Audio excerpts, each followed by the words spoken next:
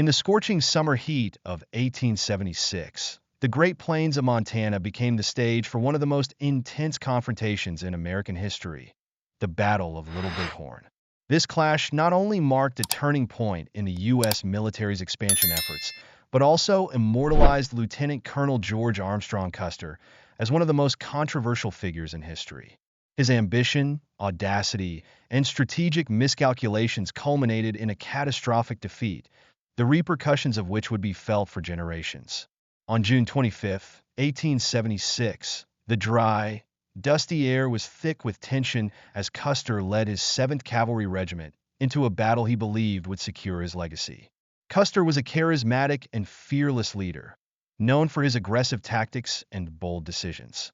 Despite warnings of the overwhelming numbers of Lakota, Cheyenne, and Arapaho warriors assembled along the Little Bighorn River, Custer remained undeterred. He was not merely confident, he was convinced of victory. This conviction would, however, soon clash with the harsh reality of the battlefield. Custer's plan was straightforward yet audacious. His goal was to deliver a surprise assault from multiple directions, catching the Native American warriors off guard and encircling them in a decisive pincer movement. He believed that a sudden, forceful attack would break the resolve of his opponents, leading to a swift victory. However, this strategy underestimated the resolve, numbers, and tactical prowess of the Native American forces, who had united in response to U.S. government efforts to confine them to reservations. This unification, driven by the charismatic leadership of Sitting Bull, Crazy Horse, and other tribal leaders, presented a formidable challenge that Custer was ill-prepared to face. Custer's boldness was not without its critics, even among his own officers. Major Marcus Reno and Captain Frederick Benteen were both seasoned soldiers, skeptical of Custer's aggressive strategy.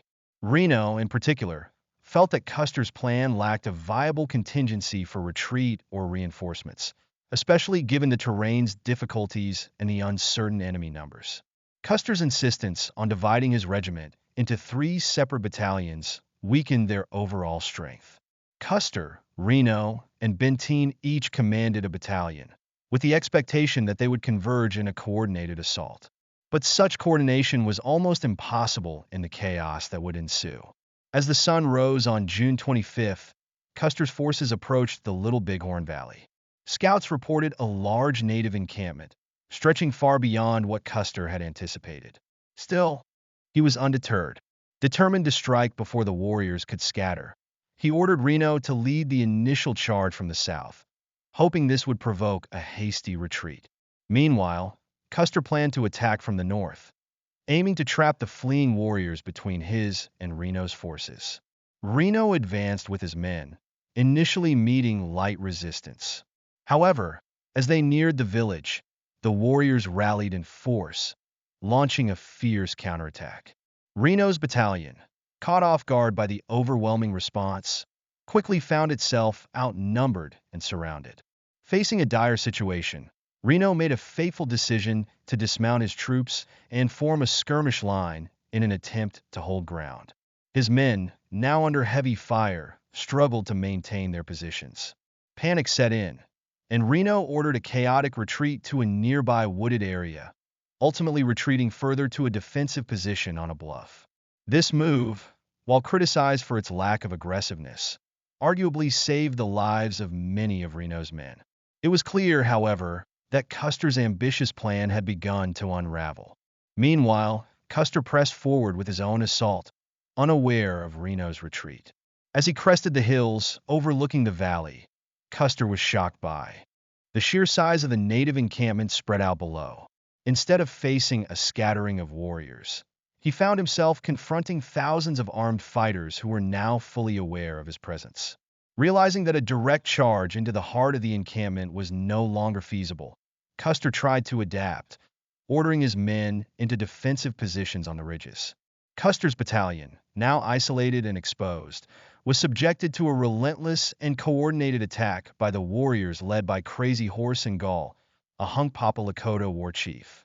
The warriors employed brilliant flanking maneuvers, attacking from multiple directions and using the terrain to their advantage. The soldiers, outnumbered and running low on ammunition, struggled to hold their ground. Amidst the chaos, Custer's leadership came under intense scrutiny. While he had been a master of surprise attacks in past battles, he was less adept at defensive strategies. His expectations of unwavering bravery and aggressive combat from his men were unrealistic in the face of overwhelming odds. Many of his troops were exhausted, inexperienced, and increasingly demoralized as the situation deteriorated. Despite the soldiers' desperate efforts, the Native American warriors continued to close in, capitalizing on their superior numbers and intimate knowledge of the landscape.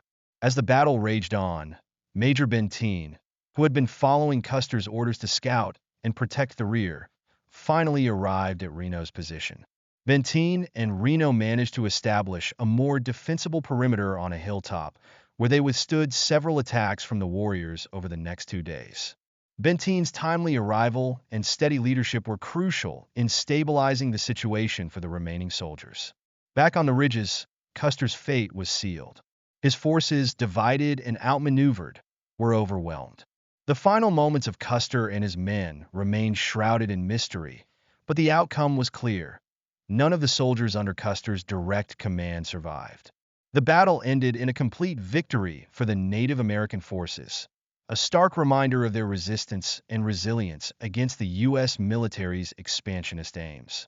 In the aftermath of the battle, the U.S. military and public sought to understand what had gone wrong.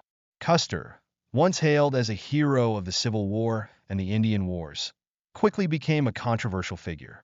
His death transformed him into a symbol, either of reckless bravery or of fatal hubris, depending on the perspective. His superiors, including Generals William Tecumseh Sherman and Philip Sheridan, distanced themselves from the defeat, despite having endorsed the aggressive tactics that led to the battle. The broader context of the battle was equally significant. The U.S. government had been attempting to force the Lakota and other tribes onto reservations through both diplomatic and military pressure. The discovery of gold in the Black Hills, a sacred area to the Lakota, had accelerated this process, leading to increased tensions and ultimately to the conflict at Little Bighorn. While the Native American victory was celebrated among the tribes, it was also a turning point that provoked a stronger military response from the U.S. government, eventually leading to the suppression of Native American resistance in the following years. The Battle of Little Bighorn is often depicted as a last stand, but it was much more than that. It was a clash of cultures, strategies, and wills, symbolizing the broader struggle between expanding American frontiers and the native peoples who fought to preserve their way of life. For the Native American warriors, it was a moment of triumph that demonstrated their bravery, unity, and tactical skill. For Custer, it was a tragic ending to a career marked by both brilliance and recklessness. Today, Little Bighorn remains a solemn sight, commemorating those who fought and fell on both sides. It serves as a reminder of a turbulent era in American history, when ambition, conflict, and survival were entwined on the vast plains of the West. As we reflect on this historic event, it's crucial to understand not only the battle itself, but the broader circumstances that led to it. A complex web of policies, cultural clashes, and individual choices that shaped the fate of the American West. Custer's last stand, the real story behind the Battle of Little Bighorn, as dawn broke over the rugged landscape of the Montana Territory in June 1876. Lieutenant Colonel George Armstrong Custer's ambitions were as grand as the Great Plains stretching before him. Fresh off the successful campaign against General Crook, the Lakota and Northern Cheyenne warriors were emboldened, their morale high after forcing the U.S. troops to retreat just days earlier. For these warriors, the arrival of Custer's smaller force appeared to be another opportunity to assert their strength and resistance against U.S. encroachment. While Custer's motivations have been the subject of endless speculation, it is widely believed that his hunger for fame and publicity played a significant role in his actions. Despite explicit orders to the contrary, Custer brought along a newspaper correspondent to document his campaign, a clear indication of his desire to immortalize his exploits. This decision suggests that Custer was not merely focused on achieving military success, but also on shaping the narrative of his own legacy. One revealing moment occurred during an exchange with one of Custer's Crow scouts, whose name roughly translates to white man runs him. Custer allegedly stated, "These people are troublesome and bother the white people and the Crows. Today, I'm going to give them a lesson." He even envisioned establishing a fort at the confluence of the Little and Bighorn rivers, a move that would secure his place on the map, both geographically and historically. Such ambitions, while impressive, also reveal Custer's penchant for self-aggrandizement. It was less about military strategy and more about making a lasting statement, one that would bolster his reputation across the nation. Despite popular myths, Custer's aspirations for political office, including rumors that he hoped to become president of the United States, seem exaggerated.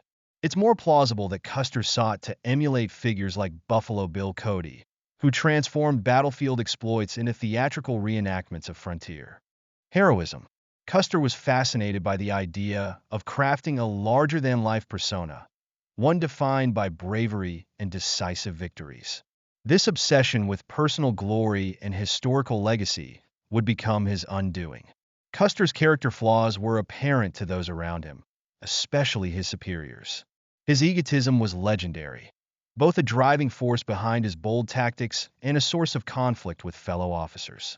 When Custer's luck finally ran out on the banks of the Little Bighorn, his widow, Elizabeth Libby Custer, took it upon herself to preserve and embellish his legacy. Libby Custer's efforts to create a heroic narrative included downplaying the brutality of the battle and emphasizing her husband's gallant stand. One of the more persistent myths she perpetuated was that Custer's body was not mutilated by the victorious Native American warriors, a claim contradicted by eyewitness accounts and archaeological evidence. Another controversial aspect of Custer's story involves the theories of historian Maury Sandoz, who speculated that Custer may have taken a Cheyenne wife during his campaign. Sandoz presented this theory in her book, Crazy Horse, suggesting that Custer's personal relations may have been more complex than traditionally believed. However, there is no substantial evidence to support this claim, and it remains one of many conjectures that color interpretations of Custer's life and motivations. While Custer was certainly not a maniac or an outright fool, his simplistic approach to military engagements left no room for alternatives. His strategies were rooted in a win-at-all-costs mentality, which proved disastrous when victory became unattainable. Once the battle turned against him, Custer lacked the flexibility to alter his approach or implement a retreat that might have saved his men. Major Benteen and Major Reno, meanwhile, managed to survive the chaotic battle. This suggests that factors beyond Custer's ego contributed to the defeat. Following the battle, some accounts claimed that the Native American forces had superior weaponry, which was largely untrue. While some warriors were equipped with repeating rifles, the majority had a mix of older firearms, bows, and other weapons.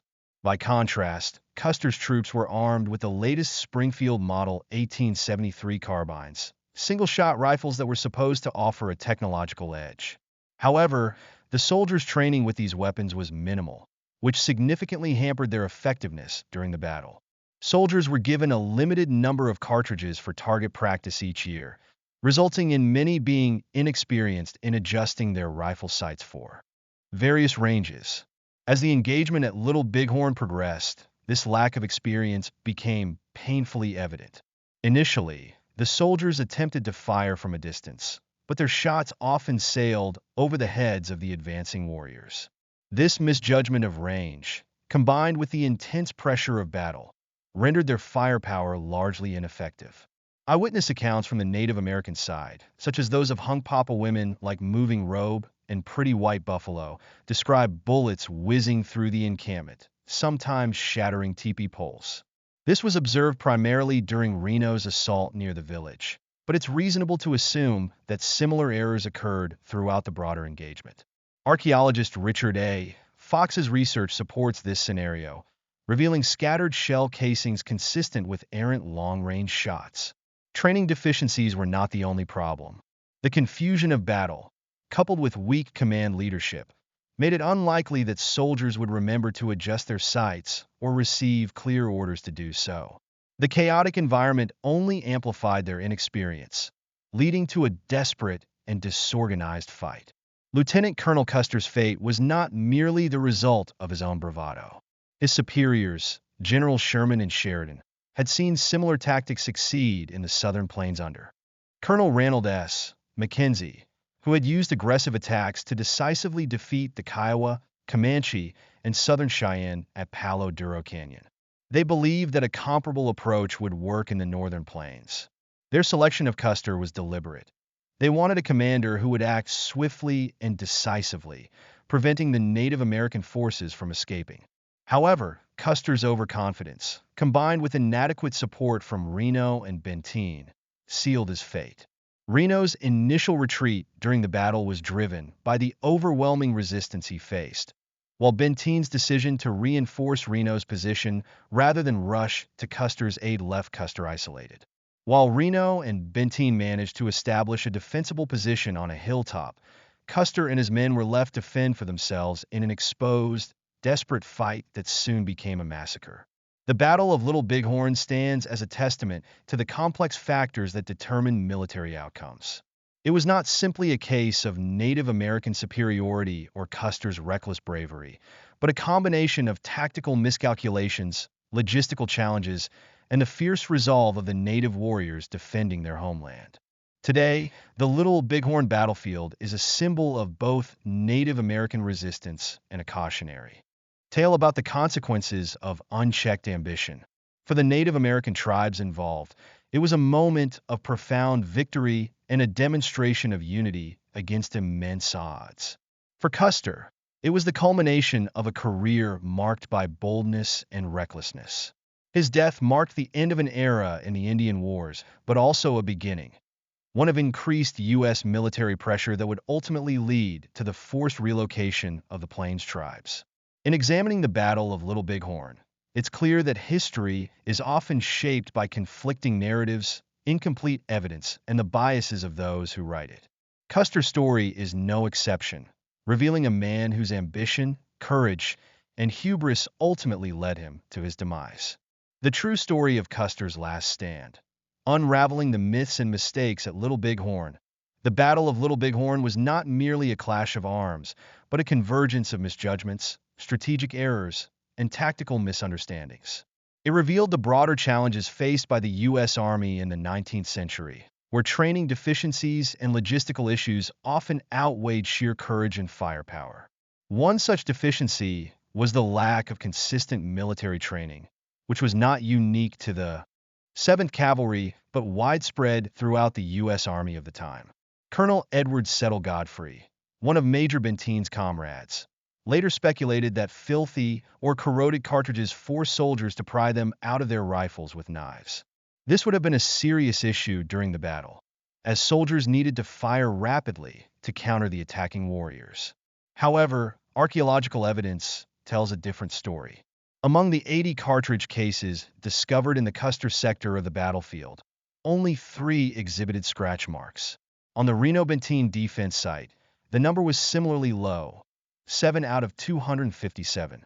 These findings suggest that problems with the cartridges were not widespread and thus could not account for the catastrophic defeat at Little Bighorn. Another contentious aspect of the battle involves Custer's refusal to bring along Gatling guns, early versions of machine guns capable of rapid fire. Some have argued that this decision was a fatal error, as Gatling guns could have provided a defensive advantage. But Custer's choice to leave the guns behind was not entirely without merit. Gatling guns were heavy, slow-moving, and cumbersome to transport, particularly across the rugged terrain of Montana.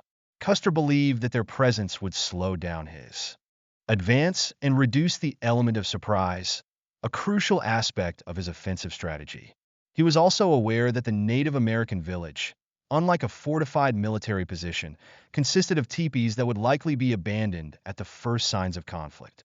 Custer saw little utility in the Gatling guns for an aggressive campaign meant to rapidly strike the enemy. General Nelson A. Miles, a contemporary of Custer's and an experienced military commander, later remarked that Gatling guns were worthless for Indian fighting. His comment underlines the nature of the conflict. The open plains warfare between cavalry and Native American warriors demanded mobility above all else.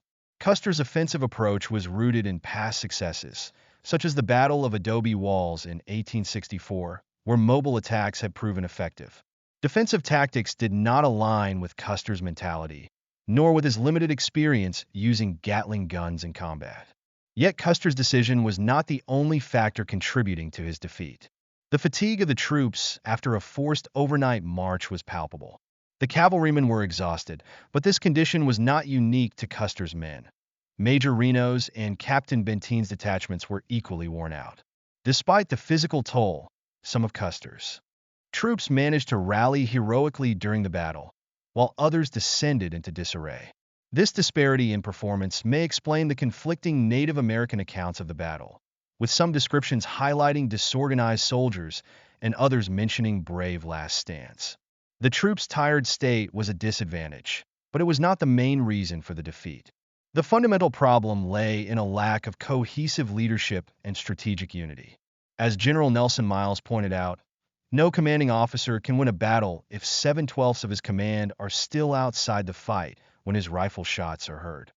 This observation underscores the failure of the U.S. forces to act as a unified whole. Had the troops coordinated their attacks, they might have had a better chance of scattering the native warriors, who would have been forced to prioritize the safety of their families over engaging in direct combat. Custer's typical battle strategy involved simultaneous attacks from multiple directions, a tactic he relied on even when it seemed reckless. His plan for Little Bighorn was no different. However, the execution of the plan fell apart quickly. Major Reno's initial charge lost momentum after he encountered fierce resistance and ordered a retreat. Custer, delayed by difficulties in finding a suitable river crossing to coordinate his attack, was unable to join Reno's assault as planned. Meanwhile, Bentine's force, despite being sent to reinforce Custer, did not actively engage the enemy. Bentine later claimed he received unclear orders about when and where to attack, leaving him to move cautiously southward. Colonel Edward S. Godfrey, a member of Bentine's command, later criticized Reno's decision to retreat from the trees, based on a conversation he had with Chief Gall in 1886. According to Godfrey, Reno's retreat was the pivotal mistake that allowed the Native American forces to concentrate their efforts on Custer's detachment. Bentine also believed that if Reno had held his ground, the combined pressure of simultaneous attacks by Reno and Custer might have forced the Native American warriors to withdraw.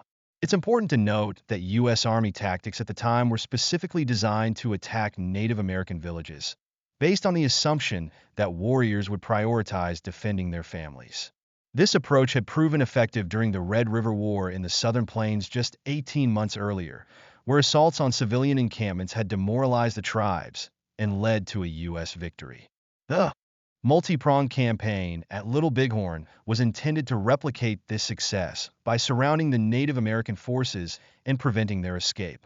The strategy, however, was contingent on flawless execution and timely coordination, factors that were missing in the chaotic events of June 25, 1876. General Alfred Terry, who commanded the broader campaign alongside Colonel Gibbon's forces, had effectively delegated authority to Custer for the assault. Meanwhile, General Crook's forces, operating independently to the south, had withdrawn from the region after a clash with the Lakota at the Battle of the Rosebud on June 17th. This lack of coordination between the three main military columns proved to be a significant weakness in the campaign, leaving Custer's regiment vulnerable. The failure at Little Bighorn can be attributed to a combination of Custer's bold tactics, tactical missteps by Reno and Bentine, and the superior coordination of the Native American forces under leaders like Sitting Bull and Crazy Horse. While Custer's focus was on preventing the Native Americans from escaping, his aggressive approach ultimately left his own men trapped. The battle was a devastating defeat for the U.S. Army, but it also underscored the resilience, tactical skill, and unity of the Native American warriors defending their way of life. The Battle of Little Bighorn continues to be a subject of debate, with historians examining the various factors that led to Custer's defeat. Was it hubris, poor communication, or simply bad luck? Perhaps it was a mix of all three. What remains clear is that Custer's final stand was not merely the result of one man's ambition, but the culmination of a broader strategy that underestimated the strength and resolve of the Native American forces. Ultimately, the lessons of Little Bighorn lie not only in the military tactics of the era, but also in the complexities of U.S. Native relations during a time of relentless westward expansion. It serves as a reminder of the broader context of the Indian Wars, where both sides fought with determination for their respective futures. As we continue to examine the events of that fateful day, we are reminded that history is shaped by both its heroes and its failures, its strategies and its missteps.